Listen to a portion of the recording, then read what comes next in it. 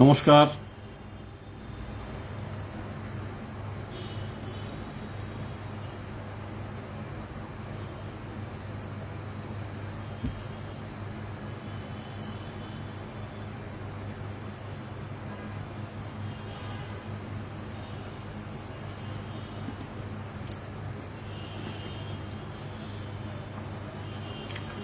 আর কয়েকজন আসলে আমরা শুরু করতে চাই।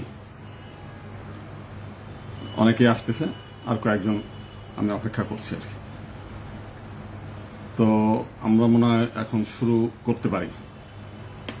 অনেকেই এসে গেছে। তো আমরা যেটা দেখতে পাচ্ছি এবং আপনারাও দেখছেন, আজকে সোশ্যাল মিডিয়া প্রত্যেকের ঘরে ঘরে, মানে যখনই ঘটনা তখনই আপনারাও জানেন, আমরাও জানি, দেশের মানুষ বিদেশের মানুষ সবাই জানে। তো এই গত কয়েকদিনের মধ্যে যে ঘটনাগুলো ঘটলো আপনারা দেখলেন, যে হিন্দু নির্যাতন চরম আকার ধারণ করেছে। চরম।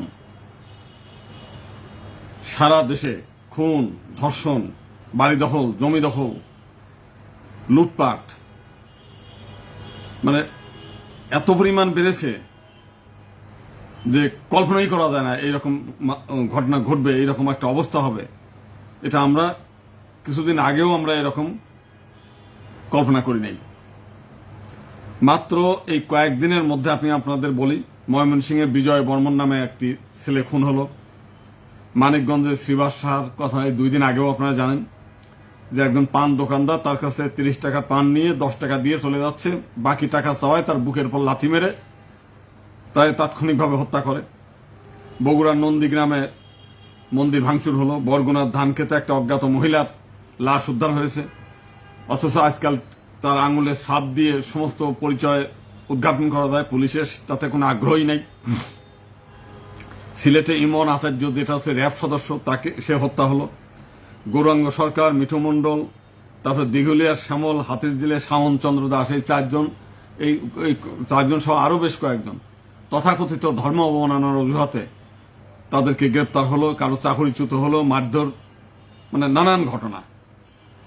বগুড়ার গাবতলীতে রীতা রানী মজুমদার নামে একজনের গলা কাটা লাশ আমরা দেখলাম। পিরোজপুরের নির্মল হালদারের নিহত হলো। শিবপুরের দত্তপাড়া রিপন বালা যে ছেলেটা, সেটা আজকের ঘটনা। তাকে সেই কোটালীপাড়া থানার মধ্যে ওইখানকার যুবদল, ছাত্রদলের ছেলেপেলেরা তাকে ঘেরাও করে এর আগে নানাভাবে চাঁদাবাদি করার চেষ্টা করেছে, মিথ্যা মামলা দিয়েছে।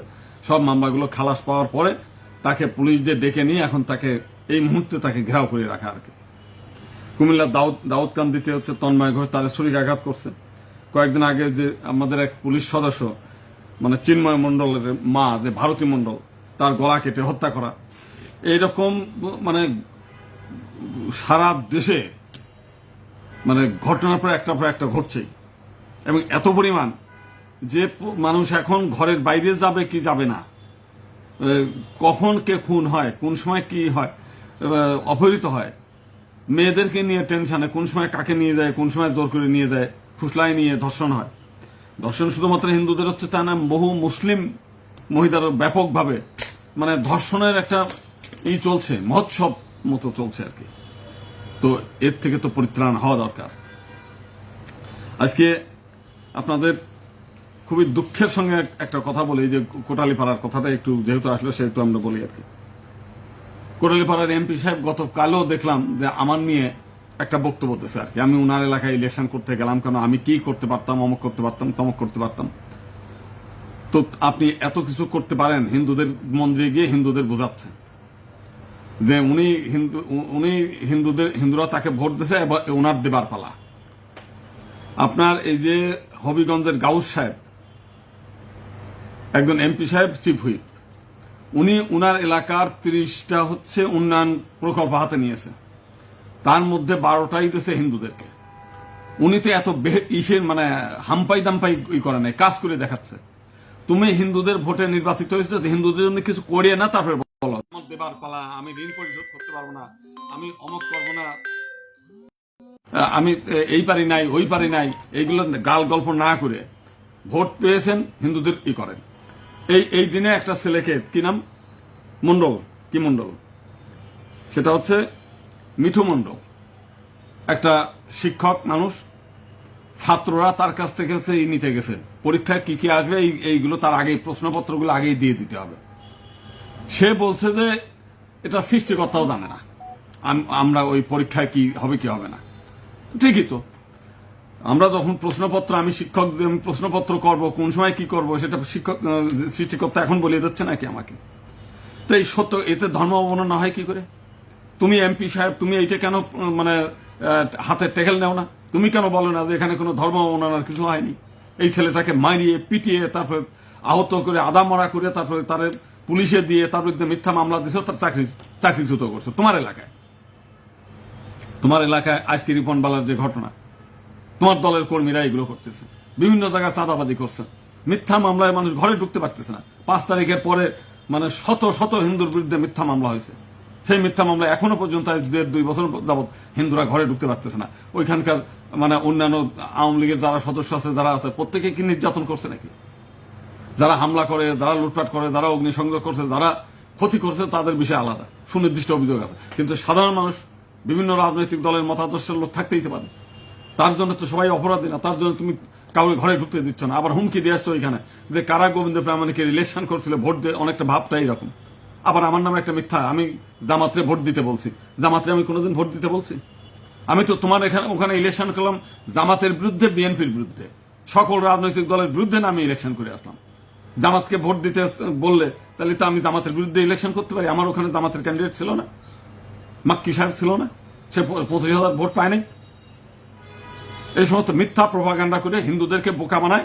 আর হিন্দুদের কতগুলো দোষ আছে তারা, আমরা দেখলাম যে আমাদের এই আজকের এই দুর্দশার কারণটা কি। আমরা তো প্রথমে এই নির্বাচনের আগে বলছিলাম যে আমরা হয় সেপারেট ইলেক্টোরেট দিতে হবে, তা না হলে আমরা ভোট কেন্দ্রে যাব না। কিন্তু কি দেখলাম, মানে 2 দিন আগে এই নির্বাচনের তফসিল ঘোষণার পরপরই আমাদের কয়েকটা হিন্দু রাজনৈতিক দল তৈরি হয়েছে। বাংলাদেশে হিন্দু হলে 8%, রাজনৈতিক দল হলো 10টা-12টা। রাজনৈতিক দল খুলে প্রত্যেকেই নমিনেশন দেওয়া শুরু করলো। আমি দেখলাম যে আমরা তো যা বললাম তাতে কাজ হবে না। এর মধ্যে আবার সেই মতুয়া বহুজন ঐক্য জোট বানায় বিএনপির সঙ্গে আবার জোট বাঁধায় ফেলতেছে আর কি। তো সব যদি হিন্দুরা মানে জানে যে আমরা নির্বাচিত হব না, এখন ওই যেহেতু নির্বাচিত হব না, সেহেতু একটা দল বানায় কিভাবে বিএনপির সঙ্গে জোট করে নিজের আখেরটা গোছানো যায়। আজকে যারা ওই সময় এই বিএনপির নমিনেশন নিয়ে এমপি ইলেকশন করেছে, আপনি দেখেন তো ওদের ফেসবুক ঘাঁটি আজ পর্যন্ত এই যে এতগুলো ঘটনাগুলো ঘটতেছে, প্রায় সব মিলে এই সরকার আসার পরে কালকের একটা রিপোর্ট দিল আর কি, কারা হিউম্যান রাইটস, ওরা বলতে প্রায় 100 খুন হয়েছে। এই 100 খুনের ব্যাপারে তাদের মধ্যে কোনো উদ্বেগ আছে কিনা? এই যে 2 জন মহিলা এমপি নিয়োগ করলেন হিন্দু হিসেবে, এই হিন্দু মহিলা কোনোদিন একটা সাংবাদিকের মাধ্যমে কিংবা কোনো জায়গায় বলছে কিনা যে সারা দেশে হিন্দুদের উপর অত্যাচার হচ্ছে? এই 2 জন মহিলা বলছে শুনতো? কিংবা তাদের মানে সাইডের যারা আছে, যারা মানে সারাক্ষণ ধনী মানে উচ্ছ্বসিত ধনী এই করছে, প্রশংসা গাচ্ছে, অমুক হচ্ছে তমুক হচ্ছে, হিন্দু হিসেবে এই মহিলা 2 জনের কোনো কার্যক্রম আছে যে এত অত্যাচার, এত নির্যাতন, এত খুন, এত ধর্ষণ, তার বিরুদ্ধে কোনো একটা বক্তব্য তারা দিয়েছে কিনা? দেয়নি। 2 জন পার্লামেন্টে এমপি আছে, তারা কোনো কথা বলছে কিনা? দেয়নি। এখানে বিজন সরকার মন্ত্রী পদমর্যাদা, হিন্দুদের সুরক্ষার জন্য ওনার দায়িত্ব দিয়েছে। এখানে উনি আজ পর্যন্ত কোন সাংবাদিকের মাধ্যমে কিংবা কোন জায়গায় একটা নির্দেশ, প্রশাসনিক নির্দেশ কিংবা কারো কাছে একটু গল্প ছলেও কি বলছে কিনা যে হিন্দুদের উপর এত নির্যাতন হচ্ছে, খুন হচ্ছে, ধর্ষণ হচ্ছে, লুটপাট হচ্ছে, অগ্নিসংযোগ হচ্ছে, মন্দির ভাঙছে, বলছে কিনা? তার মানে সরকার কতগুলো দালাল, ধান্দাবাজ, চাটুকার, চামচাগুলোরে নিয়ে এসে ওইখানে বসায়, যাদের কাজ হচ্ছে হিন্দুর শত্রু, কিন্তু তাদের আবার দায়িত্ব দেয় হিন্দুদের উপরে। আবার আমাদের কিছু আহম্মক হিন্দু আছে, সেইগুলো নিয়ে চাটাচাটি পাশাপাশি করছে। ওইখানে গেলে 2টো সুবিধা পাওয়া যায়, ধান্দাবাজি চাটুকার গুলো তাদের নিয়ে জয়ধ্বনি শুরু করে। এই হলো বিষয়টা। আজকে আমরা যে কথাটা বলতে চাই, হিন্দু সমাজকে রক্ষার জন্য আমাদের কোনো দায়িত্ব আছে? যদি দায়িত্ব আমরা থেকে থাকি, যতগুলো সংগঠন আছে হিন্দু সংগঠন, কেন সবাই হিন্দু সমস্যার মানে সমস্যার স্থায়ী সমাধান চান না? আমরা দেখতে পাচ্ছি যে হিন্দুদেরকে ফুটবল হিসেবে ব্যবহার করে পার্শ্ববর্তী দেশের কিছু আহম্মক নেতারাও, তারা তাদের সুবিধার জন্য নির্বাচনের আগে মানে সে 5 তারিখের পরে আমরা বর্ডারে চলে আসেন, আমরা বর্ডার খুলে দিচ্ছি, এই নিয়ে হিন্দুদেরকে ডেকে নিয়ে ওইখানে ভিডিও করে ছবি তুলে এগুলো মানে তারপরে বলছে জানটা, বরং আরো বর্ডার সিল করে দেয়, এখন ভিসাও দেয় না, এইগুলো করতেছে। মানে তারাও আমাদেরকে, আমরা যে একটা নির্যাতিত জাতি, নিপীড়িত জাতি, ধ্বংসের দ্বার প্রান্তে জাতি, এরপরেও আমাদেরকে ব্যবহার করার লোভটা তারা ছাড়ে না।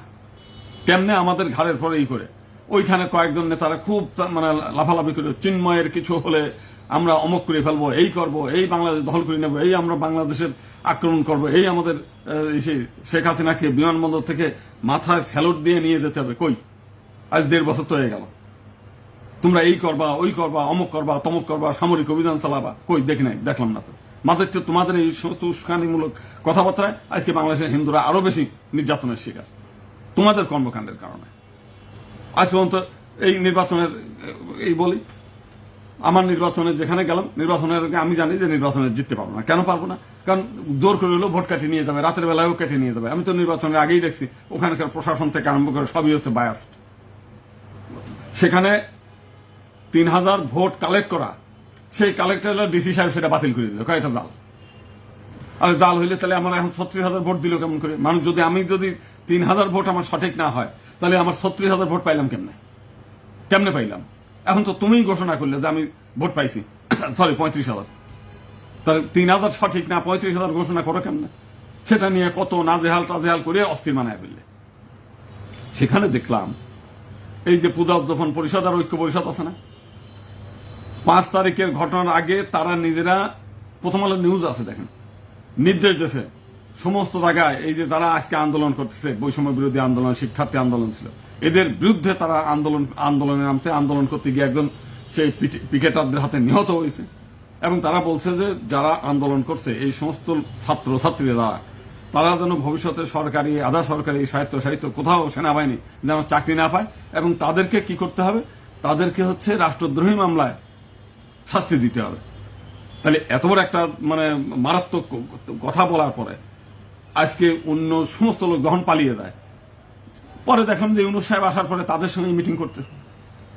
আমাদের তারেক রহমান সাহেব প্রধানমন্ত্রী হওয়ার পর দেখেছি তাদের সঙ্গে মিটিং করতেছেন। তার মানে দালালদের, যা দেখলাম যে দালালদের গুরুত্ব সবসময়, আওয়ামী লীগের সময় দালালি করছে খুবই গুরুত্ব, আবার বিএনপি আসলে ওই দালালদেরকে ডেকে নিয়ে এসে দফায় দফায় মিটিং করতেছে। তারা সব সুযোগ সুবিধা যা করতেছে। এমনকি আমি দেখলাম যে যারা এই যে আমাদের বিজন সরকার হয়েছে, কি বলে, মন্ত্রী প্রতিমন্ত্রী পদমর্যাদা হচ্ছে বিশেষ সহকারী, উনিও দেখি যে মিটিং টিটিং করে, সেই ওই ঐক্য পরিষদ পূজা পরিষদের নিয়ে মিটিং করে। আমরা দেখলাম যে বিএনপির মহাসচিব মিটিং করে, সেই ওদেরকেই ডেকে নিয়ে আসি মিটিং করে। তার মানে বিষয়টা কি? বিষয়টা হচ্ছে এই দেশ রাজনৈতিক দল, যে রাজনৈতিক দল, আওয়ামী লীগ থাকুক, বিএনপি থাকুক, জাতীয় পার্টি, জামাত, প্রত্যেকেই হিন্দু সমাজের একটা দালাল গোষ্ঠীকে পছন্দ করে। কারণ তারা চায় যে এই দালাল গোষ্ঠীকে 2-4 পয়সা দিয়ে, এদেরকে দিয়ে মানে টোটাল হিন্দু সমাজকে ওই যে ঘুঘু ধরার মতো এদেরকে ব্যবহার করা। আমরা যেটা নিয়ে আমি শুরু করছিলাম যে মানে নির্বাচনের মাত্র 3 দিন আগে সেখানে দেখলাম যে এই ঐক্য পরিষদ, পূজা পরিষদের সমস্ত নেতারা বাংলাদেশের 64 জেলায় হুমড়ি খেয়ে পড়ছে, বিএনপিকে ভোট দিতে হবে, ধানের শীষকে ভোট দিতে হবে। আরে জ্বালারে, তোমরা এর আগে বললে গোসা করে থাকলে ভোট কেন্দ্রে যাবো না, ভোট মানে আমরা এই ভোট বয়কট থাকবো, চুপচাপ থাকবো, অমুক করবো তমুক করবো। হঠাৎ করে বিএনপির পক্ষে ভোট দিতে গেলে কি জন্য? এমনকি আমার বিরুদ্ধে যারা আমার সঙ্গে আগের দিন রাতে এসে বললো যে দাদা আমরা এই সমস্ত এলাকাগুলোতে আপনার ভোটের জন্য আমরা কাজকর্ম করবো। ও বাবা, কয়েকটা আমাদের উপরে নির্দেশ আইছে, আমরা এখন আর আপনারা করতে পারবো না, আমাদের ধানের শীষে ভোট দিতে হবে। তার মানে এমন একটা জিনিস দেখেন যে স্বজাতি নিয়ে যারা কাজ করে তাদের পক্ষে আপনার ভোট দেওয়া যাবে না, উপরের নির্দেশ আইছে, বাইরের দেশের নির্দেশ আছে, বিএনপির ভোট দিতে হবে। হিন্দুরা বাইরের দেশের বক্তব্য শুনলে পরে, আর যদি ওনাদের পূজা উদ্যাপন ঐক্য পরিষদের বক্তব্য শোনে, তাদের যেহেতু সারা বাংলাদেশে শেখ হাসিনা একটা কাজ করে দিয়ে গেছেন যে 64 জেলার প্রত্যেকটি গ্রাম অঞ্চলে একেবারে সব জায়গায় আওয়ামী লীগের যে সমস্ত হিন্দু কর্মী টর্মী আছে এদেরকে দিয়ে একেবারে পূজা উদ্যাপন ঐক্য পরিষদ একেবারে রন্ধ্রে গড়ে তুলছে, মাসে মাসে ভাতা দিয়ে, টাকা দিয়ে, তারপরে হচ্ছে বিদেশি কিছু সংস্থার টাকা পয়সা পেয়ে একটা জালের মতো বিস্তার করা আছে। যে কারণে এই জালের মতো একটা বিশাল সংস্থাকে ব্যবহার করতে চায় সবাই। তো তাদেরকে টাকাও দেয়, তারাও দেয়, মানে দালালি খাটতে পছন্দ করে। আপনি দেখছেন যে সেই মধ্যযুগে আমরা দেখতে পাইছি যে সেই সম্রাট আকবরের মুসলিমরা আসছে ভারতের বাইরে থেকে, সেই দেশের উপর নির্যাতন করছে, লুটপাট করছে, অগ্নিসংযোগ করছে, সবকিছু করছে। এরপরেও এই দেশের কিছু লোক তাদেরকে হেল্প করার জন্য, রানা রতন সিংহের স্ত্রী পদ্মাবতীকে আলাউদ্দিন মানে খিলজি তারে অপহরণ করবে, জোর করে ধরে নিয়ে আসবে। সেই জোর করে ধরে আনার ক্ষেত্রে সৈনিক হিসেবে ব্যবহার করছে কারা? রাজপুত সৈনিকরা। রাজপুতদের বলা হচ্ছে যে তোমরা এই কাজ করতেছো কেন? আমরা তো ভাড়াটিয়া সৈনিক, যারা টাকা দিবে তাদের ওখানেই যাব। আজকে আমাদের হিন্দুদের মধ্যে বেশিরভাগই একটা স্থায়ী সলিউশনের জন্য কারো কোনো আগ্রহ নেই। প্রত্যেকেই ভাড়াটিয়া সৈনিক হইতে চায়, একেবারে প্রতিজন মানুষ। আপনি যতগুলো রাজনৈতিক দল বানাইছে, যতগুলো সামাজিক দল বানাইছে, এবং আমার এখান থেকেই তো যাওয়া বেশিরভাগ, আপনি প্রত্যেকে জান যে স্থায়ী সলিউশনের জন্য আপনারা কোনো কিছু আগ্রহ আছে? স্থায়ী সলিউশন কিভাবে হয় এই জিনিসটাও তারা বোঝে না, ইতিহাস পড়ে না, ধর্মগ্রন্থ পড়ে না। কিন্তু ওই নেতা হওয়ার শখ, গোবিন্দ প্রামাণিকের নাম দেশে বিদেশে একটু প্রচার হয়, অতএব এইখানে আমরা কিভাবে আমাদের নাম একটু ফুটানি করা যায়, কিছু আছে এই টাইপের। বিদেশের থেকে আমিও বিভিন্ন সময় যখন দেশে বিদেশে মিটিং টিটিং এ ডাকে, আমাদের কেন ডাকে না? আমরা তো টাকা পয়সা আছে, আমাদের তো শখ আছে। ওই যে কি একটা কি আছে মানে রহিম মিয়া বেকার, তাই বলে কি স্বাদ নাই তার, বিশ্ব ঘুরে দেখার না কি যেন একটা এরকম একটা কবিতা আছে এদের। তাই যেন তেন করে নেতা হইতেছে। আরে বেটা নেতা তো হওয়ার জন্য কাজ করলেই তো নেতা হওয়া যায়। কাজ করেন, হিন্দু সমাজের জন্য উন্নয়নের জন্য কাজ করেন। একটা লোকের দেখছেন এখন হয়েছে কি তথাকথিত 8 দফা। এখন জিজ্ঞেস করেন আপনি, যারা 8 দফার কথা বলে জিজ্ঞেস করেন যে 8 দফার কোন কোন দফা দ্বারা হিন্দু নির্যাতন, হিন্দু সমস্যা এবং হিন্দু উন্নয়নে ভূমিকা রাখতে পারে স্থায়ীভাবে, বলেন আপনারা, উদাহরণ দেন। একজনও বলতে পারবে না। কিন্তু ওই 8 দফা উঠাই দিয়েছে ঐক্য পরিষদ, পূজা পরিষদ একসময় উঠাই দিয়েছিল। এরপরে ওইখানে চিন্ময় প্রভুকে দিয়ে আমরা দেখছি তো যে ঐক্য পরিষদের নেতারা তাদেরকে দিয়ে এই রাস্তায় নামায় সবকিছু করে, এরপরে চিন্ময়ের কিন্তু জেল থেকে বের হতে দিতে চায় না তারা। আমি প্রথম থেকেই জানি যে তারা এটাকে, চিন্ময়কে হচ্ছে জেলে রেখে এটাকে তারা বিশ্বব্যাপী প্রচার করে তারা সুবিধা নিতে চায়। যে কারণে আমি আর ওইটা নিয়ে আগ্রহ করি না। কারণ দেশের রাষ্ট্র যারা চালায় তারাও তাকে প্রতিহত করতে চায়, হিন্দু জাগরণ হয়ে যাচ্ছে এইটা দেখে। আর যারা তাদেরকে ব্যবহার করে এরাও চায় যে সে জেলে থাকলে আমাদের প্রচারে লাভ। এর মধ্যে গত মাসে আমাদের ছাত্র মহোদয় একটা মানববন্ধন করছে প্রেস ক্লাবে। তো সেখানে চিন্ময় প্রভুর মুক্তি চাই এই ব্যাপারে একটা ব্যানার লাগাইছে। আমি যদিও বলছিলাম যে করে না, কারণ এটা করলে আবার পরবর্তীকালে এটা নিয়ে আবার অনেক পক্ষ করে, মানে কষ্ট পাবে। আচ্ছা ঠিক আছে, তারপরেও তারা ব্যানারে দিয়েছে। এরপরে প্রসেনজিৎ নামে একটা ছেলে, যিনি চিন্ময় প্রভুর অনেকে বলে ডাইন হাত না বাম হাত নাকি, সে এসে আমাকে ফোনে তো মোটামুটি খানিক জানলো, হ্যাঁ আপনি কেন চিন্ময় প্রভুর মুক্তির ব্যাপারে আপনি ব্যানারে দিলেন কেন?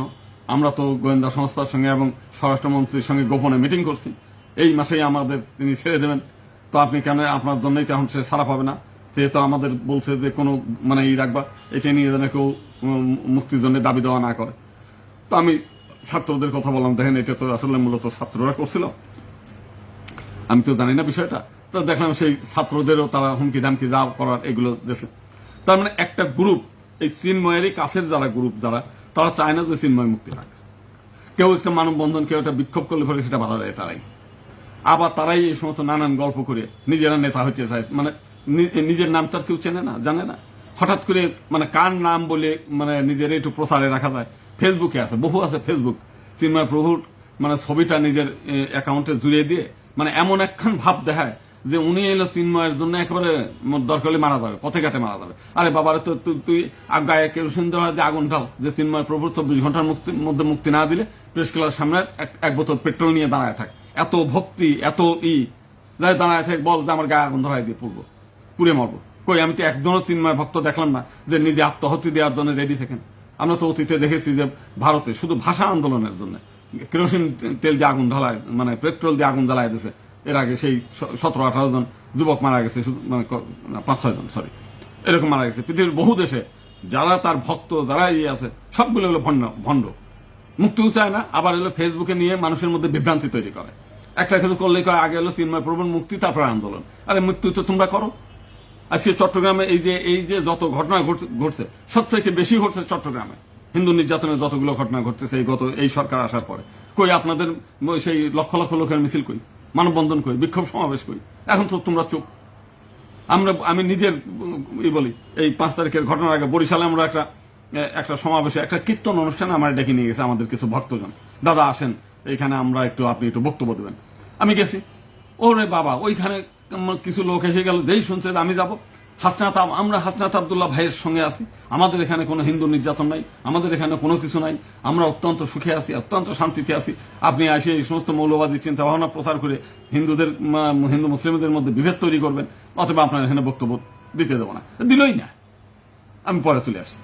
আজকে দেখলাম যে 5 তারিখের পরে দেখি যে বরিশালে সেই লক্ষাধিক লোকের সমাবেশ ঘটে গেছে, হিন্দু নির্যাতন হচ্ছে। আরে বাবা, তোমরা না হিন্দু নির্যাতন হয় না তো এখানে? তো সেই বিষয়গুলো আজকে সারা বাংলাদেশে এখন যেভাবে মহামারী আকার ধারণ করছে, এই বিএনপিকে হিন্দুরা এখন অনেকে আক্ষেপ করে ফেসবুকে, আমরা একচাটিয়া আপনাদের ভোট দিয়ে কি পেলাম। এমন যদি আমি প্রশ্ন করি, আপনার একচাটিয়া ভোট দিতে বলছে কি? আপনি ভোট দেওয়ার আগে তাদের সঙ্গে তো একটা চুক্তি করতে পারতেন যে আমরা একচাটিয়া ভোট আপনাকে দেব, আপনি আমাদের জন্য কি দেবেন? বলছেন কোন সময়? একবার তাদের সঙ্গে চুক্তি করে নিছেন? হেফাজতের মতো দলও তো চুক্তি করে, অন্যান্য দল হলে বার্গেনিং করে। ইসলামী আন্দোলন আর জামাত ইসলামের মধ্যে বার্গেনিং করে সেই সমঝোতা না হয়ে ভাগাভাগি হয়েছে। কই, আপনি কি কোনোদিন বার্গেনিং করছেন যে আমাদের এই জিনিসগুলো দিতে হবে? আপনি ভোট দিতে বলছে কিনা? আপনি তো গায়ে পড়ে যায় ভোট দিচ্ছেন, আর অথবা আর একজনের কাছ থেকে পয়সা খেয়ে আপনি হিন্দুদেরকে ফুটবলে ব্যবহার করছেন। আজকে তো আপনি তো সেই নিজের বাঁচার জন্য কোনোদিন কোনো কিছু বলেন নাই, কোনো দলের কাছ সঙ্গে বার্গেনিং এ যান নাই, আপনি গায়ে পড়ে যান আর কি। আপনি বলছেন আজকে এখানে হিন্দুদের ভোটে বাংলাদেশে মোট 58টা সিট এবারে জিতছে 2000 থেকে আরম্ভ করে 10,000 ভোটের ব্যবধানে।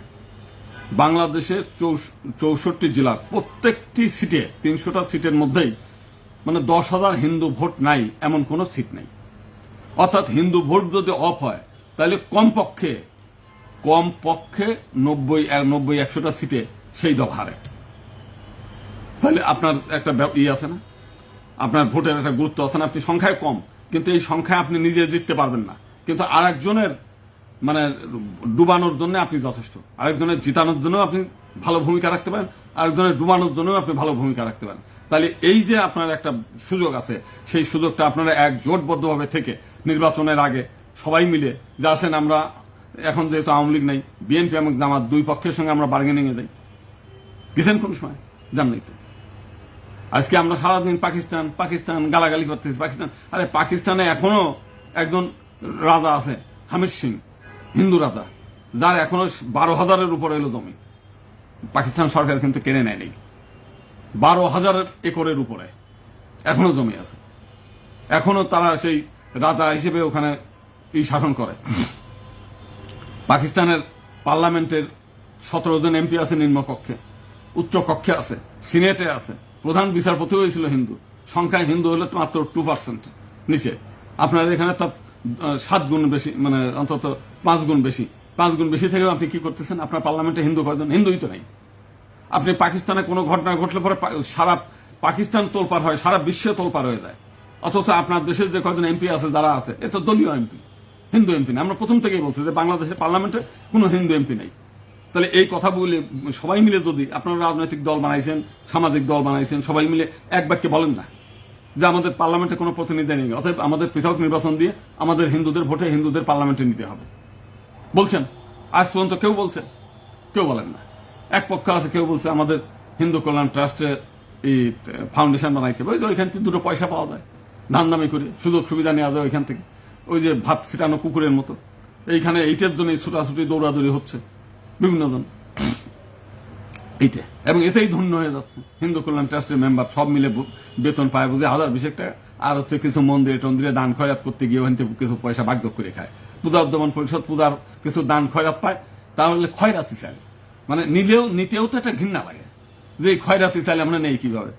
পূজায় যে বরাদ্দ দেয়, আপনার দেখবেন ওই যে বরাদ্দ পত্রের মধ্যে খয়রাতি চাই। আপনার পূজার দরকার কি? খয়রাতি চাইল নিয়ে পূজা করাটা দরকারটা কি? করেন না পূজা, নিজের সামর্থ্য থাকলে করেন, না থাকলে খয়রাতি চাল নিয়ে পুজো করার দরকার নেই। কিন্তু এই খয়রাতি চালের বাগমাটরা নিয়েই প্রতিদিন এই ঘটনাগুলো ঘটতেছে। আপনি জানেন যে মতুয়ারা আছে, নিজেদের নামের আগে ভাবখানা কি, নিজের আগে নামে আগে মতুয়া কথাটা লাগায়। আরে বাবার 2 জন হিন্দু আছে গুটি কয়েক, তার মধ্যে আবার তুমি আবার আলাদা নিজের আইডেন্টি করতেছ। 2 দিন আগে রমনা কালী মন্দিরের মধ্যে, সে রমনা মন্দির এটা কিন্তু হরি ঠাকুরের জায়গাও না, ওই হরি মন্দিরের জায়গাও না, রমনা কালী মন্দিরের জায়গার উপর একটা মন্দির বানাইছে। সেখানে সেই মন্দিরের ক্ষমতা নেওয়ার জন্য 2 পক্ষ মারামারি করে তার একজনের একবার রক্তাক্ত করে আদামরা করে হাসপাতালে পাঠাইছে। একটা মহিলা, অত্যন্ত ডেডিকেটেড মহিলা আর কি, মানে সেই নাই, মানে তারে দেখলাম যে সে মারিয়ে পিটে এই করে মানে আস্ত নাস্তানাবোধ করে ফেলছে আর কি। অথচ তারা মানে কি ভাব দেখায়, গুরুচাঁদ ঠাকুরের বাণী, দ্বাদশ আজ্ঞার বাণী, সদা সত্য কথা বলিবে, অথচ দেখেন যতগুলো নেতা আছে সব কটা মিথ্যার বেসাতে নিয়ে চলে। আপনার যে একজন এমপি হয়েছে না, এই এমপি 2 দিন আগেও আওয়ামী লীগের, যে যতদিন আওয়ামী লীগ থাকবে, শেখ হাসিনা বেঁচে থাকবে, ততদিন আমরা আছি তার সাথে, সে আওয়ামী লীগের একটা পদাধিকারী। আবার যেই বিএনপি আছে এখন হচ্ছে খালেদা জিয়া মা হয়ে গেছে, যতদিন মানে মা ছিল ততদিন আমরা আছি, যতদিন যুবরাজ থাকবে ততদিন আছি। মানে পথ পাওয়ার জন্য এই একটা জাতি গোষ্ঠীর মধ্যে এগিয়ে আছে, সবাই মিথ্যে মানে যা বলতেছে মিথ্যার নিয়ে চলতেছে। মানে এমনি ভাব দেখায় তাদের মতো মানে আর কারো নাই, মানে কি বলে ধার্মিক আর কেউ নাই। অথচ যেখানে যাবেন সেখানেই দেখেন এইখান থেকে অসীম সরকার হচ্ছে পশ্চিমবঙ্গ পার্লামেন্টের মধ্যে হরিচাঁদ ঠাকুরের একটা মানে মূর্তি দিচ্ছে, হতে পারে ভালোই, এটা বিভিন্ন ধর্মীয় ওখানে তো সেই সুযোগগুলো আছে। আবার বলতেছে এটা গুরুচাঁদের কৃপা, হরিচাঁদের কৃপা। আরে গুরুচাঁদ হরিচাঁদের কৃপা হলে বাংলাদেশের পার্লামেন্টে যাবে, কারণ তার জন্মস্থান তো বাংলাদেশে। আজকে পশ্চিমবাংলাটা তুমি পাইছো কিভাবে? তোমরা তো যোগেন মন্ডল সহ অন্যরা এই বাংলা সহ ওই বাংলা সহ পাকিস্তানের মুসলিমদের হাতে দিতে চাইছিলে তোমরা, এবং ভোটাভুটি করে তোমরা এই যে আজকে যে বাংলা তোমাদের এই যে বৃহত্তর ফরিদপুর, খুলনা, যশোর, এটা তো ভারতে থাকতো, তোমরা তদবির করে ভোট দিয়ে তোমরা পাকিস্তানের পক্ষে নিয়ে আসছো। তো সেই দেশে আসিয়ে তোমরা একজন পার্লামেন্টে নির্বাচিত হয়ে যাইতে পারো না, চামচামি করে, চাটুকারিতা করে, দলালদি করে এটা করছো। ভারতের এই যে পশ্চিমবাংলার যে অংশটুকু এখন আছে, এটা তো শ্যামাপ্রসাদ মুখার্জির অবদান। সারাদিন ব্রাহ্মণের গালাগালি পারবা, অথচ এখন সেই একজন ব্রাহ্মণের কল্যাণে স্বামী প্রণামানন্দ ওই শ্যামাপ্রসাদ মুখার্জিকে ডেকে নিয়ে আসে বলছে যে বাংলার হিন্দুদের বড় দুর্দিন। আজকে যদি এই বাংলাটুকু ভাগ করে তুমি যদি কিছু অংশ না রাখো, তো এই বাংলাদেশের হিন্দুরা কোনোদিন টিকতে পারবে না। এরা এসে অন্য জায়গায় গেলে পরে অন্য ভারতবর্ষের অন্য এলাকার হিন্দুরা বা এই বাঙালি হিন্দুদের খুব একটা ভালো চোখে দেখে না, এদের স্বভাবের কারণে। অতএব অন্তত যারা মানে নির্যাতিত হয়ে যাতে বাংলায় আশ্রয় নিতে পারে, অন্তত তুমি একটা ব্যবস্থা করো। সেই প্রণামানন্দ, স্বামী প্রণামানন্দের নির্দেশে শ্যামাপ্রসাদ মুখার্জি গোঁ ধরে এই বাংলাকে ভাগ করে ওই অংশটা রাখছে। তাহলে আজকে ওইখানকার পার্লামেন্টে গেলে পরে সারাদিন ব্রাহ্মণের গালাগালি পারবা, সারাদিন ব্রাহ্মণবাদের বিরুদ্ধে অমক করো। আজকে তো সেখানে সেই ব্রাহ্মণবাদী তৈরি করা পশ্চিমবাংলায়, সেইখানে যে তোমার হরিচাঁদ ঠাকুরের জায়গা হয়েছে, বাংলাদেশের পার্লামেন্টে হয়নি। বাংলাদেশের পার্লামেন্টে বরং যাই ছিল না ছিল, এখন যে কলেমা খচিত এই করে দিয়েছে এই মানে বর্তমান সরকারের আসার পরে, ক্ষমতায় আসার পরে। অসাম্প্রদায়িক যেটা গপ্প করো সেই অসাম্প্রদায়িক হয়নি। তো এই হলো বিষয়টা। বিষয় হচ্ছে যে হিন্দুদের মধ্যে যে কয়টা হিন্দু আছে সারাক্ষণ গুতাগুতি, সারাক্ষণ নিজেরা মারামারি, সারাক্ষণ একটা লোকের নাই যে একটা সুচিন্তিত ভাবে মানে এর বিরুদ্ধে গালাগালি, ওর বিরুদ্ধে গালাগালি, এ ভালো না, তো তুমি নিজে করে দেখাও না। আরেকজনের গালাগালি না পেরে তুমি নিজে করে দেখাও। আমি একটা কিছু করতে গেলে, ধরেন আমি একটা নির্বাচন করতে গেছি, আমি তো ভাই তোমার পয়সায় যাইনি, তোমার তো ভোট দিতে বলে নেই, তোমার তো করতে বলে, ভোট দিল, না দিল, কারণ আমি তার টাকা পয়সা ব্যয় করার মতো সামর্থ্য নেই। একটা ইলেকশন করতে গিয়ে 5 কোটি 7 কোটি 10 কোটি টাকা ব্যয় করে, আমার টাকা ছিল না, আমি 3,70,000 টাকা ব্যয় করে যে করে ভোট পাইলাম।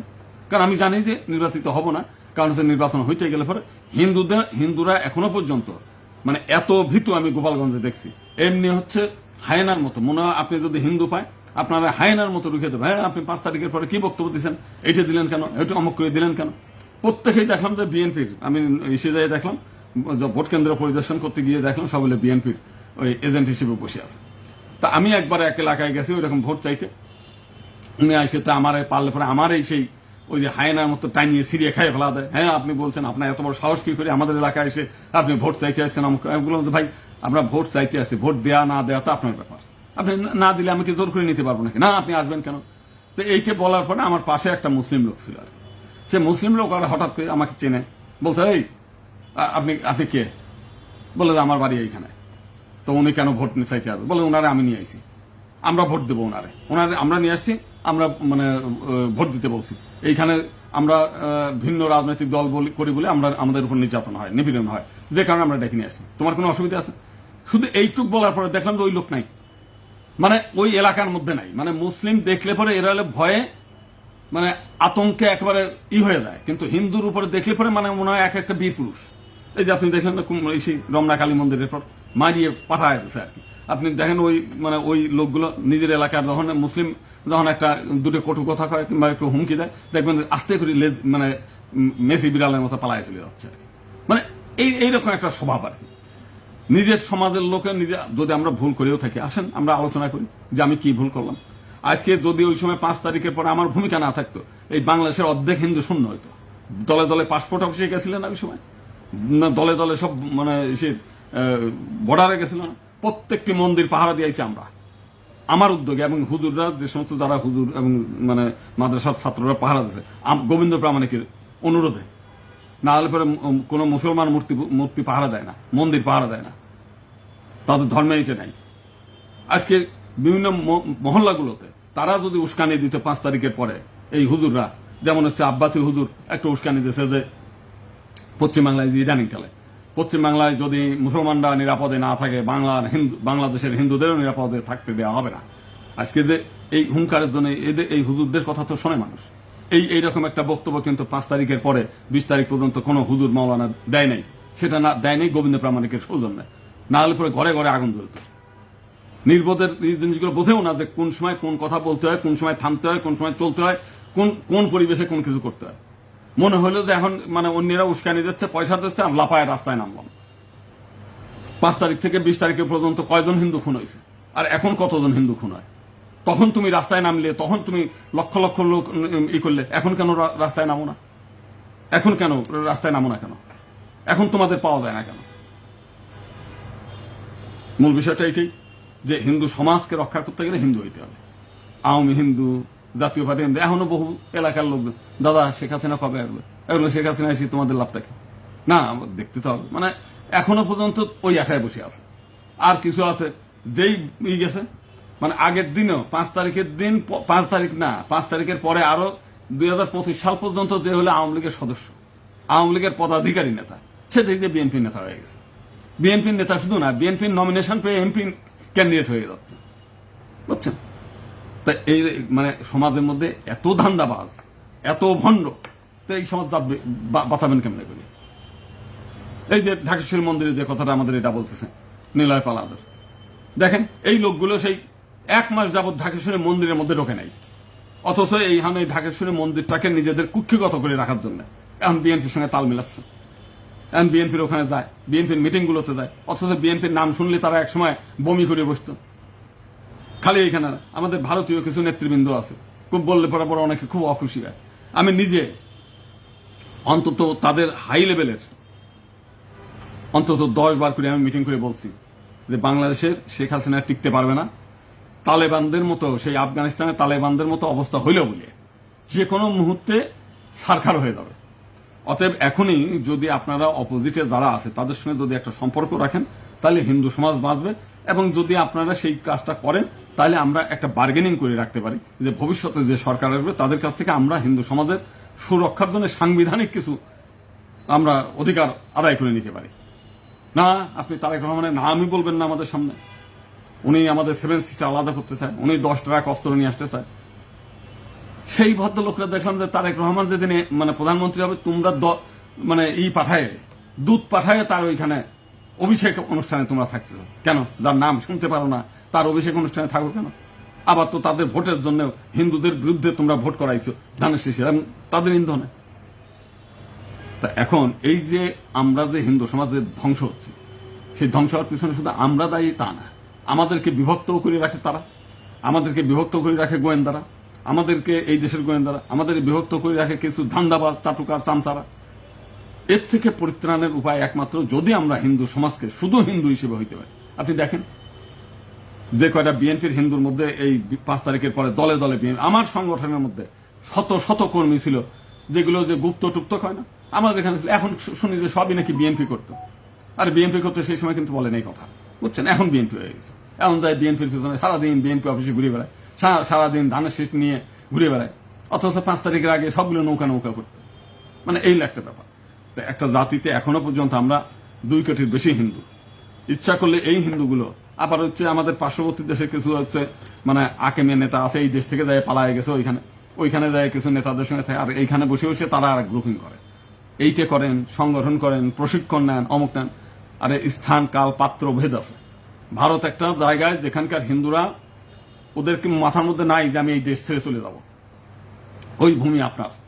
আর বাংলাদেশের হিন্দুদের মানে সবসময় মাথার মধ্যে থাকে এখন আসি, আগামীকাল থাকতে পারবো কিনা, কালকে আমার মেয়েরা রাখবে কিনা, পরশুদিন আমি চাকরি করতে পারবো কিনা, আমার ব্যবসা থাকবে কিনা, আমার জীবন বাঁচবে কিনা, আমার মৃত্যু হবে কিনা, আমার এই স্বাদের মানে জমিগুলো আমি টিকিয়ে রাখতে পারবো কিনা, আমার বাড়ি থাকবে কিনা, সারাক্ষণ মাথার মধ্যে এই টেনশন। তুমি পশ্চিমবাংলায় যে হিন্দু আছে তাদেরকে সেই টেনশন।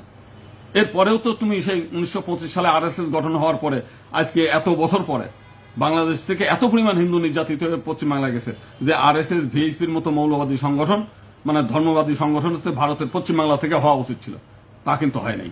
সেই দীর্ঘ প্রায় 100 বছর পরে 100 বছর পরে হচ্ছে এইবার হইলো তোমার পশ্চিমবাংলায় তোমার বিজেপি গভর্নমেন্ট আসলো। তো তোমার নিজের ভূমিতে 100 বছর সময় লাগে হচ্ছে একটা সংগঠনে প্রতিষ্ঠিত করতে, আর বাংলাদেশের তো হিন্দুদের সম্ভব নাই, কারণ এই হিন্দুরা তো এখানে স্থায়ী মানে কেউই স্থায়ী থাকার মানসিকতা নাই। প্রত্যেকে আছে ভূমিকম্পে যেমন ঘর দোলে, আমরা আছে সেই দোলাদুলির অবস্থার মধ্যে। এর মধ্যে কিছু আছে সারাক্ষণ এলো গাল গল্প করে বেড়াবে, আমরা অসাম্প্রদায়িক আছি, আমরা অমক আছি। দেন পার্লামেন্টে যে আমাদের এটা মানে এক মুক্তিযোদ্ধা আছে আর কি, আমাদের খুব কাছের মানুষ, ওই এটা হলো উত্তরবঙ্গের কি নাম ভদ্রলোকের, যে আমি ফজলুর রহমান, আমি ফজলুর রহমান মরি নাই, বেঁচে আছি মুক্তিযোদ্ধা। যদিও অনেকে এখন ফেসবুকে তার ডকুমেন্টারি বলছে সে জীবনেও কোনোদিন মুক্তিযুদ্ধ করেও নাই, এমনকি অস্ত্রও হাতে দেয় নাই, কিন্তু মানে গলাবাজি করার ব্যাপারেই আছে। আওয়ামী লীগ করতে আবার বিএনপি হয়ে এখন নিজে বিএনপির এমপি, মানে সারা জায়গায় ধান্দাবাজি, সারা জায়গায় ভণ্ডামি। সে যদি একটা ভালো কথা বলছে যে বাংলাদেশে মানে হিন্দুদের মধ্যে প্রায় 1 কোটি হিন্দুর মধ্যে 60 লাখ ভোট আমাদের দেশে, আমরা বিএনপিরা 60 লাখ ভোট পাইছি। তো তোমরা যদি 60 লাখ ভোট পাও, হিন্দুদের জন্য কি করছো তোমরা? এই তো পার্লামেন্টে একবার চলে গেল, তোমরা আজকে হিন্দুদের পার্লামেন্টে বলতে যে আমরা তোমাদের ভোটে এমপি হয়েছি, এইবার তোমাদেরও কিছু লোককে আমরা পার্লামেন্টে নেই, আমরা একটু সংরক্ষিত আসনের বিল একটা পাশ করাই। তো সেই কথা তো বলো না। ওই আমি কৃতজ্ঞতা পাশ করছি, ওই আমাদের কোটালীপাড়ার এমপি আছে SM জিলানি, আপনারা হিন্দু, আমি প্রথমেই আপনাদের কৃতজ্ঞতা পাচ্ছি। আর আপনার পার্লামেন্টে কৃতজ্ঞতা পাশ করলে হিন্দু সমাজের লাভটা কি? তুমি বরং একটা পার্লামেন্টে বিল তোলো যে হিন্দুদের ভোটে আমি নির্বাচিত হয়ে এমপি হই, অতএব হিন্দুদেরও তো প্রতিনিধিত্ব পার্লামেন্টে দরকার, অতএব একটা বিল তোলেন যে হিন্দুদের সংখ্যানুপাতিক প্রতিনিধিত্ব পার্লামেন্টে আসুক। মহিলাদের ক্ষেত্রে আছে, অতএব হিন্দুদের ক্ষেত্রে আমরা নেই, কই সেইটা তো নাও না। মানে এটা হচ্ছে যে তোমরা আমার ভোট দিবা, সবসময় মন্ত্রী হব আমি, এমপি হব আমি, আমরা মাঝে মাঝে তোমাদের কথা স্মরণ করবো, এই আর হচ্ছে নির্যাতন করব, লুট করব, ধর্ষণ করব, খুন করব, যাতে ভয়ে সব পালায় চলে গেলে জমি জমাগুলো আমরা পাই। তোমাদের লক্ষ্য তো সেইটা। সে আওয়ামী লীগের সময় যে জিনিসটা হয়েছে, বিএনপির সময় একই জিনিস, খালি বিএনপির এখন এইরকম হচ্ছে তা না। 2001 সালে ঘটনা মনে নেই, ভোলার ঘটনা, শুধু ভোলার চরফেশন একটা উপজেলায় সেই 200 হিন্দু ধর্ষণের শিকার হয়েছে, পূর্ণিমা ধর্ষণের শিকার হয়েছে, মনে আছে? সেইখানকার লোক দলে দলে এসে কোটালীপাড়ায় টুঙ্গিপাড়ায় এসে মানে মাসের পর মাসে এখানে অবস্থান করছে, ভোলা থেকে আরম্ভ করে। কই সেগুলোর কোনো বিচার হয়েছে? কারো একদিনের শাস্তি হয়েছে দেশে? কোনোদিন শাস্তি দিয়েছে? আজকে যে সমস্ত লোকজন বিএনপি করে, বিএনপির মানে গুণকীর্তন গায়, কেন এই হিন্দুরা এখন দাবি তুলতে পারে না যে আপনার সরকার আসছে 2001 সালের হিন্দু নির্যাতনের বিচার করেন? যদি আওয়ামী লীগের লোকজন মানে নির্যাতন করে থাকে তাদেরও শাস্তি দেন, যদি বিএনপির লোক নির্যাতন করে তাদের শাস্তি দেন, যদি জামাতের লোক করে থাকে জামাতের কর্মীদেরকে শাস্তি দেন। কই আপনারা দিচ্ছেন কোনোদিন? দেননি। এখন এই যে বিষয়গুলো, এই বিচারহীনতার কথাগুলো বলার জন্য তো যারা পার্লামেন্টে আছে তাদের বলা দরকার প্রথম, তারা তো বলবেই না, কারণ এই তো চাটুকারি চামচামের পদ, এদের বলার সে সামর্থ্য নাই কিছু। আর এদের আছে মানে হিন্দু ধ্বংস হয়ে যায় যাক, এরা নিজেরা একটা চেয়ার পাইছে, এতেই নিজেদের ধন্য মনে করতেছে, এদের নিজের জীবন সার্থক হয়ে গেছে, তাদের আর কিচ্ছু করার দরকার নেই, জাতির প্রতি দায়িত্ববোধ দরকার নেই। দেখেন তাদের আজকে মুখ দিয়ে আমি বলে দিলাম, আগামী 1 বছরের মধ্যে তাদের মুখ দিয়ে একটা বাক্য আসেন কিনা, এই তো দূরের কথা, বিল তোলা তো দূরের কথা, করবে না। তাহলে একটা হিন্দু সমাজ এখনো পর্যন্ত 2 কোটি 2.5 কোটি হিন্দু, তারা ইচ্ছা করলে এই দেশে যখন তখন নিজেদের সমস্যার সমাধান করতে পারে, নিজেদের প্রতিনিধিত্ব তৈরি করতে পারে, সেটা করবে না। আমরা দেখলাম যে খুলনার 1-এ ইলেকশন, সেখানে এখনো পর্যন্ত অন্তত 50% হিন্দু ভোট। সব হিন্দুগুলো যদি একটা ইস্যু দেয়, মানে একজন হিন্দু প্রার্থীকে ভোট দেয়, তাহলে একজন এমপি ইজিলি হয়ে আসে। সেখানে জামাতের প্রার্থী আর বিএনপির প্রার্থীর কামড়াকামড়িতে মানে যদি ভোট ভাগ হয়ে যায় মুসলিম ভোটগুলো, তাহলে হিন্দু ভোটে নির্বাচিত হয়। কিন্তু কি দেখলাম, ওখানকার যে কজন হিন্দু দাঁড়াইছে, কেউ ভোট পাইছে 500, কেউ পাইছে 200, কেউ পাইছে সর্বোচ্চ পাইছিল 810টা ভোট। 12 জন বুঝি হিন্দু দাঁড়াইছিল, বুঝছেন? তা হিন্দুরা হিন্দুদের ভোট দেবে না। আমার এলাকায় যে আমি যেখানে গোপালগঞ্জ ইলেকশন করছিলাম, সেখানে মানে হিন্দুরাও ভোট দিয়েছে, মুসলিমরা ভোট দিয়েছে, আমি তাদের প্রতি চিরকৃতজ্ঞ। কিন্তু বাকি ভোটগুলো তো তারা মানে যদি সব হিন্দুরা ঝাঁপায়া করে ভোট দিত, তাহলে তো আজকে এই অবস্থা হতো না। হিন্দুরা ভোট কেন্দ্রে না, ভোট কেন্দ্রে যাবো না, এত দূর দূরান্ত থেকে। যদিও আমারও সামর্থ্য নাই, তাদেরকে ভ্যান ভাড়া করে নিয়ে আসতে আমার সেই সামর্থ্য ছিল না। এবং সেই হিন্দুরা আজকে তো আমি তো নিজে নির্যাতিত হইনি, আমি তো নির্যাতনের পক্ষে কথা বলি, যারা নির্যাতিত হয় তাদের পক্ষে কথা বলি। কই কাজ পর্যন্ত কোনো হিন্দুরা তো বললো না যে ঠিক আছে আপনি ইলেকশন করতেছেন, আপনার জন্য টাকা দিই। সেখানে কৃষ্ণ নন্দীর মতো লোক, তারে যখন বিভিন্ন মুসলিম সংস্থাগুলো তার ভাষ্য মতো 17 কোটি টাকা ব্যয় করছে, তো তার জন্য যদি 17 কোটি টাকা দেয়, তো আমার তো মানে যা এই গত 35 বছর যাবত আমি তো যা কিছু করলাম হিন্দুদের জন্য, আমি ব্যক্তিগত সুবিধার জন্য তো আমি কিছুই করি নাই। কেউ বলতে পারবে না আমি ইচ্ছা করলে সেই সময় আওয়ামী লীগের সময় শেখ হাসিনার সঙ্গে আমি পরপর 2 বার আমাকে ডেকে নিয়ে গেছে, আমি ব্যক্তিগত সুবিধা নিতে পারতাম। খালেদা জিয়ার সঙ্গে আমার খুবই ভালো সম্পর্ক ছিল, আমি ব্যক্তিগত সুবিধা নিতে পারতাম। কপিল কৃষ্ণ মন্ডল, সোমনাথ যদি বিএনপি থেকে নমিনেশন নেয় আমিও নিতে পারতাম।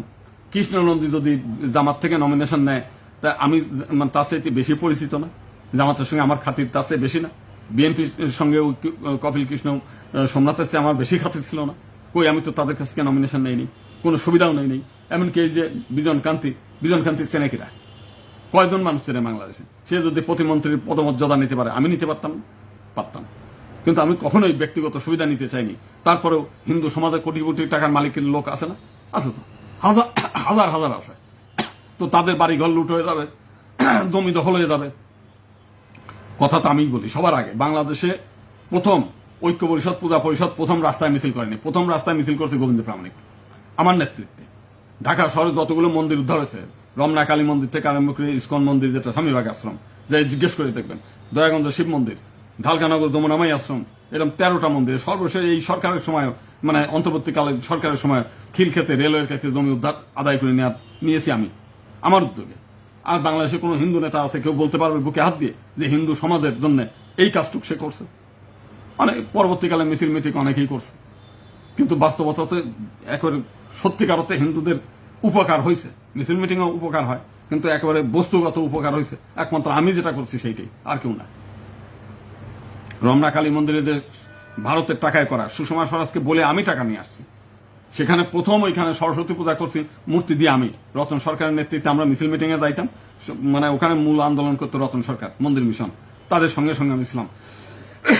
পরবর্তীকালে ওই ভদ্রলোক মারধর খেয়ে যখন ইন্ডিয়া চলে গেছে, তার বাড়ি দখল হয়ে গেছে। ওই যে ভিআইপি আপনার হচ্ছে সদরঘাটে ফাইজুল হক দখল করে নিয়েছিল, পাটমন্ত্রী তৎকালীন ফজলুল হকের ছেলে।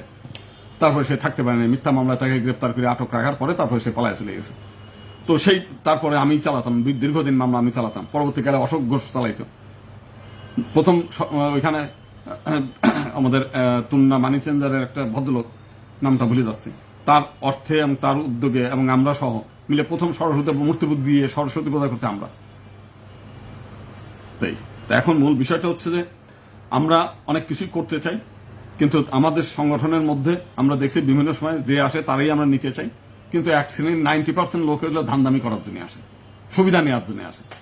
এক নাগারে নিজের মানে এই দিয়ে তন মন ধন, মানে নিজের মন দিয়ে, নিজের শ্রম দিয়ে, নিজের অর্থ দিয়ে শুধুমাত্র সমাজের কল্যাণের চাওয়া লোক সংখ্যা খুব কম। আর যারা আছে প্রত্যেকে ব্যবসা নিয়ে আছে, নিজের চাকরি নিয়ে আছে, নিজের মানে কিভাবে আরো ধনী হবে, কিভাবে তার চাইতে আরো বড় ধনী হবে সেই চিন্তায় আছে। সমাজের জন্য, ধর্ম বাঁচানোর জন্য 2 পয়সা ব্যয় করতে হবে সেইটা না। আজকে অনেকেই মন্দির বানাচ্ছে, মন্দির বানানোর জন্য কোটি কোটি টাকা দিচ্ছে। আজকে যদি এই দেশে হিন্দু না থাকে আপনার মন্দির কি হবে? এই মন্দিরের মাথায় তো ত্রিশূল খুলিয়ে দিয়ে, মানে একটা মাইক লাগাই দিয়ে আজান দিয়ে মসজিদ হয়ে যাবে। আজকে পৃথিবীর সবচেয়ে বড় মন্দির ছিল কম্বোডিয়ায়, বিষ্ণু মন্দির।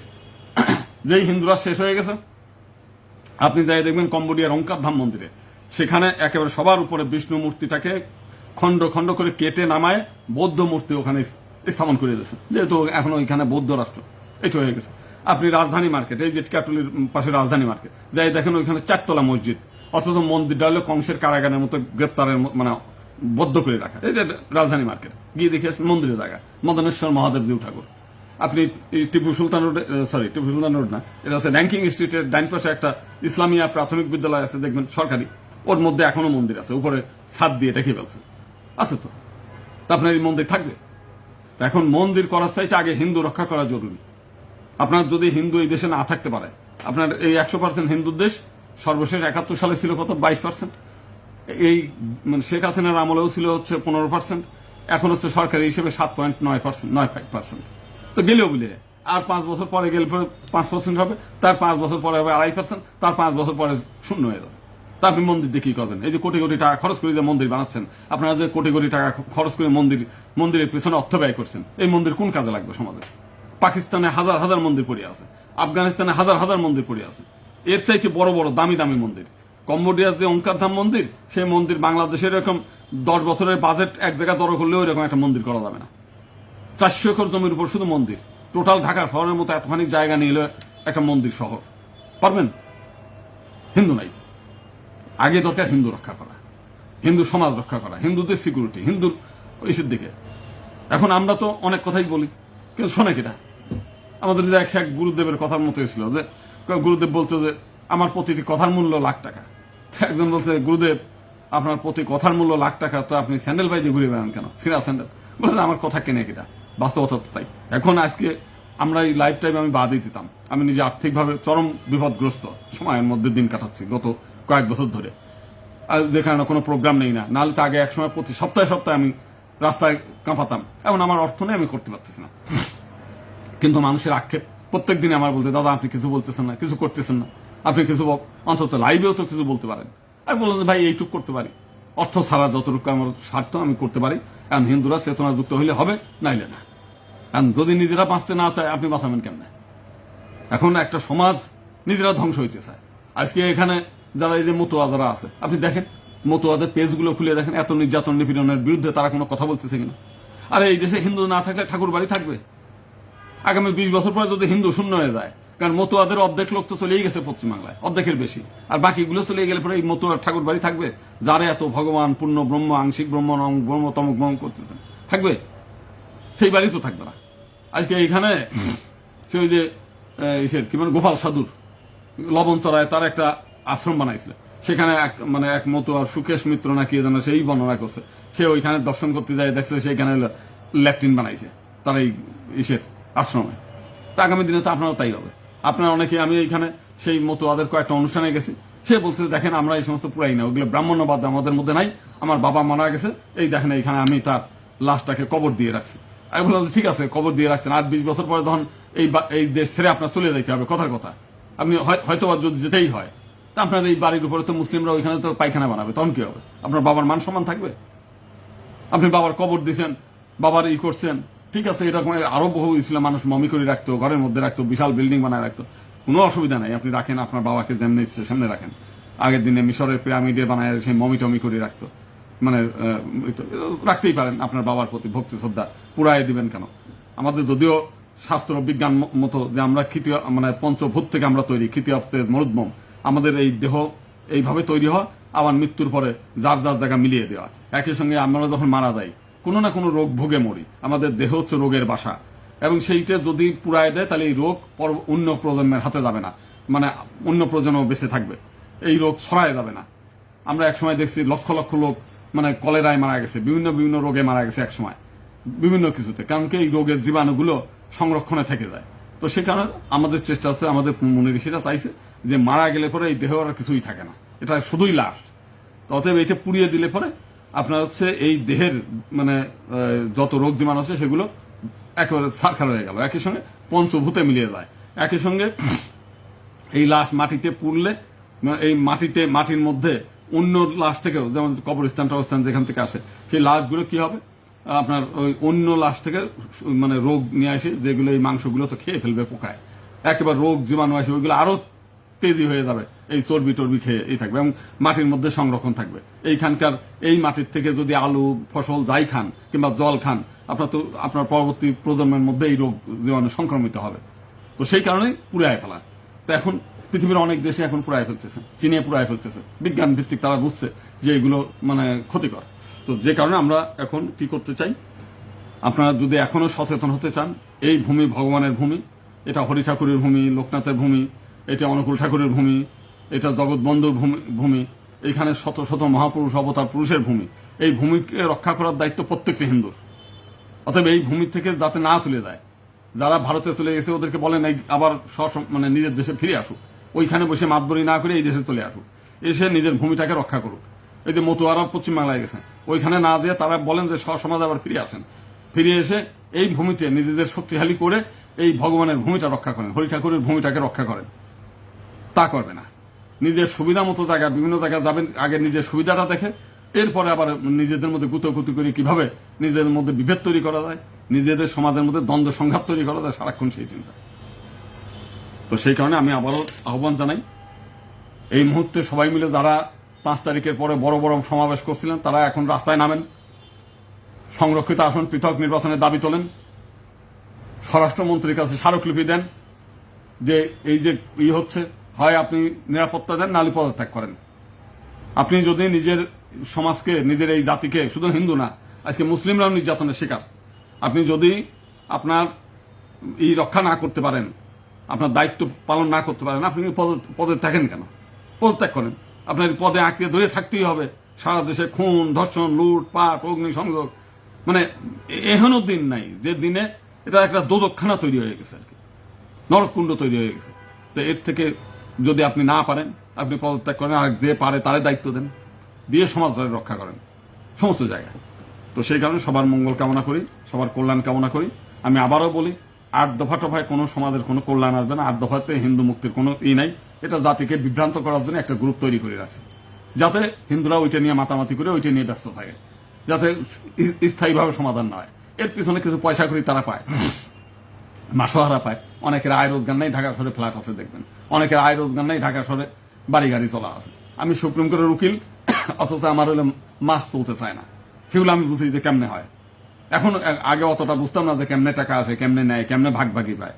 হঠাৎ করে কেমনে ভোল পাল্টে যায়। এই আওয়ামী লীগ, এই বিএনপি, আবার দেখা গেল বিএনপি, আবার ঢাকেশ্বরী মন্দিরের নেতারা জামাতের লোকজনও নিয়ে ওইখানে যায় মিটিং করে।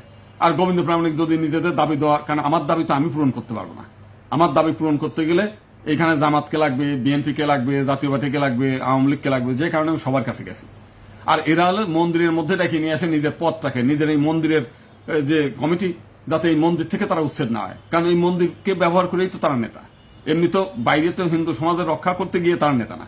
10টা মন্দির উদ্ধার করার কোনো যোগ্যতা তাদের নাই, করার ইচ্ছাও নাই। তারা ওই মন্দিরে যাবে, ঢাকেশ্বরী মন্দির জাতীয় মন্দির বলে দেশে বিদেশ থেকে নেতারা আসবে, ওইখানে যাবে, ছবি তুলবে। ইন্ডিয়ান এম্বাসির লোক ওইখানে গেছে, হাই কমিশন লোক যাই, ওইখানে একটু ছবি তুললো, একটু মিটিং করলো, সবাই মনে করলো নেতা। এবং এটা মনেও করে এই যে বিএনপি এই কারণেই তাদের ডাকে, বিভিন্ন ইস্যুগুলোতে তাদের সেই সুযোগগুলো দেয়, ডিসি অফিসে সেই সুযোগগুলো দেয়। এই হলো বিষয়টা। তা আমরা সবার মঙ্গল কামনা করি। 1 দফা দাবি, জাতীয় সংসদে সংরক্ষিত আসন এবং পৃথক নির্বাচন, সবাই মিলে সমস্ত। আর এই দফা পূরণ হইলে আপনি চেয়ার পাইলে পরে আপনার আর কিছুই লাগবে না। তারেক রহমানের এখন সে কিন্তু সাজাপ্রাপ্ত আসামি, তার কিন্তু আসামি নেই। আপনার ইউনূস সাহেব বাংলাদেশে যখনই পদে বসবে তার আগে সে কিন্তু সাজাপ্রাপ্ত আসামি ছিল। রাত 10টার সময় হাইকোর্টের বেঞ্চ বসে তার এলো মুক্তি দিয়েছে। তো এরকম আপনি চেয়ারে বসেন, চেয়ারে বসলে পরে আলাদিনের চেয়ার আগে যেমন হচ্ছে ঘষা দিলেই দৈত্য আসতো, বলতে জো হুকুম জাহাপনা। তা জো হুকুম জাহাপনা বলে কি করতে হবে বলতে, আগে কার ছিলে, আগে ছিলাম এর সাথে, তারপরে খালেদা জিয়া, তারপরে শেখ হাসিনা, তারপরে এখন আবার তারেক রহমানের আছি। তো যাও মানে ওই আগে যে মানে যারা তো মারা গেছে গেছেই, আমরা মানে গল্পের ছলেই বলি, যা শেখ হাসিনা এরা তবে এদেরকে ধরিয়ে বাজিয়ে জেলের মধ্যে ঢুকায় দেয়। ওরা তাই পারে, দত্ত তাই পারে। ক্ষমতার চেয়ার, আপনি চেয়ারে বসেন, আপনার সবকিছু হবে। কৌটিল্য বলছে সুখস্য মূলম ধর্ম, ধর্মস্য মূলম অর্থ, অর্থস্য মূলম রাজ্যম। রাজ ক্ষমতা থাকলে ধর্ম থাকে, ধর্ম থাকলে সুখ থাকে, শান্তি থাকে, অর্থ থাকে। তো আপনারা এই রাজ ক্ষমতার অংশীদারিত্ব পাওয়ার জন্য একজোট হন, এবং সেটা স্বাধীনভাবে হইতে গেলে সংরক্ষিত আসন এবং পৃথক নির্বাচন ব্যবস্থা ছাড়া আর অন্য কোনো উপায় নাই। নমস্কার সবাই।